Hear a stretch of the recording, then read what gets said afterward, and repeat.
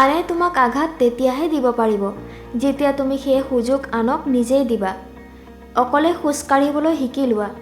আৱশ্যক নহয় যে যিজন আজি তোমাৰ সৈতেই আছে কাইলৈ তোমাৰ সৈতেই থাকিব।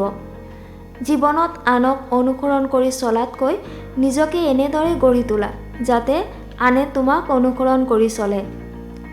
অতীতক লৈ দুখ কৰা আৰু ভৱিষ্যতৰ চিন্তা কৰি সময় পাৰ কৰাতকৈ বৰ্তমান কৰি থকা কামৰ ওপৰত অধিক গুৰুত্ব দিয়া। যেতিয়ালৈকে নিজৰ মূল্য নিজে বুজি নাপাবা তেতিয়ালৈকে আনে তোমাৰ মূল্য কেতিয়াও বুজি নাপাব।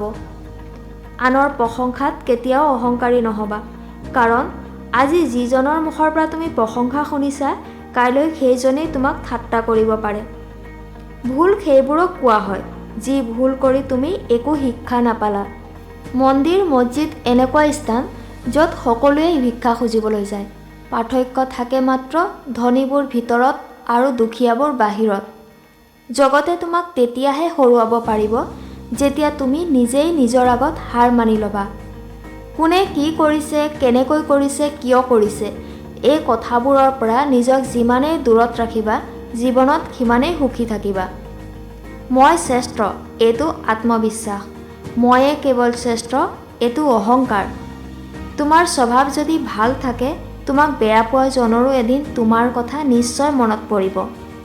ভুলবোৰ দেখি হহা মানুহৰ অভাৱ নাই, কিন্তু ভুলবোৰক শুধৰাই দিয়া জনৰহে অভাৱ। আপোনাৰ মূল্যৱান সময়কণ দি ভিডিঅ'টো শেষৰলৈকে চোৱাৰ বাবে অশেষ ধন্যবাদ। এনেদৰে ভিডিঅ'বোৰ পাই থাকিবলৈ চেনেলটো ছাবস্ক্ৰাইব কৰি ল'ব।